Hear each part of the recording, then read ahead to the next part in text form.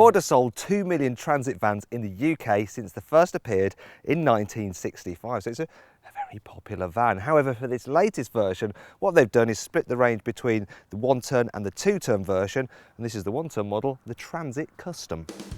You can get it in 2 body lengths, a double cab with a second row of seats and a 9-seater minibus. There will also be a high roof version added to the range in 2014, however there is no tipper model. One of the great things about the Transit Custom is just how versatile it is. For instance, even this short wheelbase version, you can carry very long items in it because, as I'll illustrate with this bit of wood, you can have an access hatch to the bulkhead, which increases the length of the van itself. But to tell you the truth, it's actually pretty good anyway, because this piece of wood, it is the same size as a standard Euro pallet. So we've got 800 millimeters that way, 1200 that way, and if you just run around there, you'll see how many of these things you can fit, even in the short wheelbase version. Go on, go around there. Yeah, that's better. Now, there we have one pallet. If I flip this over, keeping the back in the same position, that'll be 2. Then do it again. There's 3, and if you look at this, I can shut the door. That's pretty impressive. Also, you've got some handy tethers here throughout the van to secure your load. I also like this feature. As an option, you can get these bright LED lamps, which is really handy if you're working in the dark. What's not so good though is that this wood panelling, it'd be handy if it was at least, you know, half covering the inside of the van as standard like you get on some other models. Another thing that's not so great is that while it is a very, very low van for loading, it's very impressive because it's front wheel drive. You can't actually get an all-wheel drive version. The Transit Custom payload ranges from 683 to 1,484 kilograms.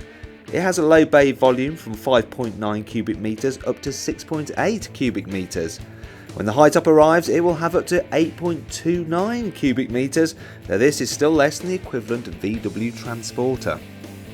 Inside, the Transit Custom's cab looks more like what you'd expect from a car, not a van. In fact, the dash design resembles that of a Ford Fiesta. However, the plastics aren't quite so plush, but then they should be harder wearing, and after all, that's what you want from a van, isn't it?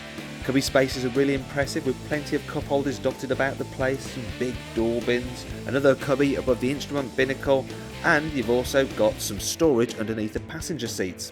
The only problem is that all models don't get a lockable glove box as standard.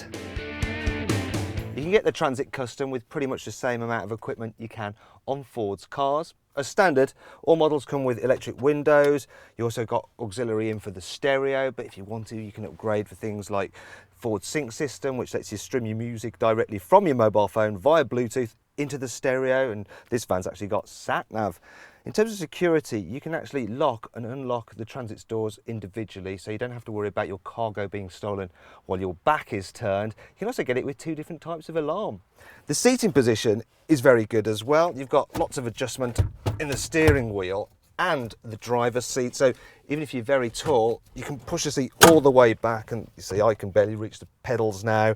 And it's also fine to drive if you're short as well, because you can jack up the seat and get very close. In fact, my camera girl has driven this van, no problems at all, and she's quite short actually. In fact, Lil, how tall aren't you? 5'4".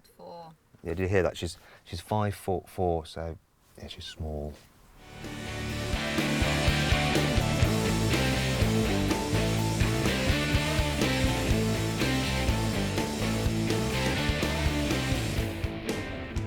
The Ford Transit Custom only comes with one engine. It's a 2.2 litre diesel.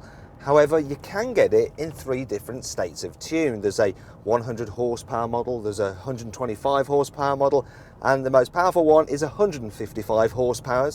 Now, all of them, they drive the front wheels via this slick 6-speed manual gearbox, which is good to use, and the engines, they're punchy, they're smooth, they're reasonably quiet, and they're pretty efficient as well. In fact, the economy figures range from 39 miles per gallon to 42 miles per gallon. But it gets even better. A super efficient eco-netic version of the 100 horsepower engine, which is equipped with stop-start technology, improved aerodynamics and brake energy regeneration, can do up to 46.3 miles per gallon and emits just 162 grams per kilometre of carbon dioxide, making it one of the cleanest vans in the business. The Ford Transit Custom has to be the most car-like of all the vans I've ever driven. It's really comfy and it handles pretty well as well. There's lots of grip and it's got this special system which will brake the inside wheel when you're turning around a corner to help take you around it without any understeer. It's really, really stable. Another great thing about this van is the turning circle. Now, on the short wheelbase version, which this one is, it's just 10.9 metres. So I'm going to do my usual trick of going round around this mini roundabout. Look at that. It's confusing this guy here because he's in a Vivaro van and his turning circle's not as good, so he wasn't expecting that at all. Another great thing about the Transit Custom, big wing mirrors. I mean, they're absolutely huge, and you've got the secondary mirror underneath with a wide angle so you can see what's going on all around you. And another great thing about this van is the full-length bulkhead, and that keeps the noise down when you're going at speed on the motorway. And it's especially good because you've got an extra lining of felt here which further enhances the insulation. The full-length bulkhead also improves safety by separating you from your cargo.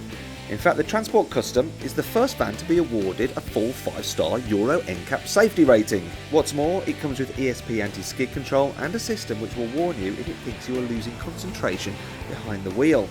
There's also blind spot and lane departure warning on the options list, while hill hold control is standard to help prevent you rolling back on a slope.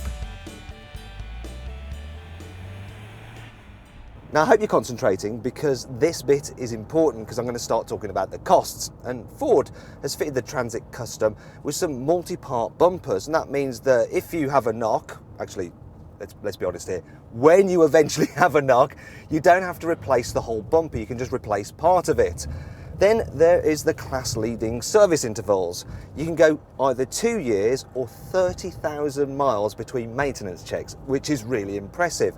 And finally, there's the warranty, 100,000 miles or 3 years.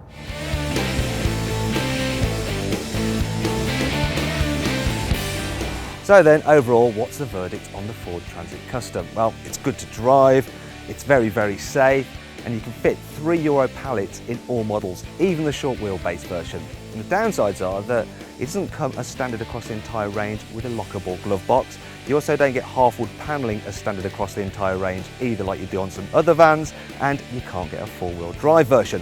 Despite all that though, it's still a great all-round van, and that's why we've named it Auto Express Van of the Year for 2013.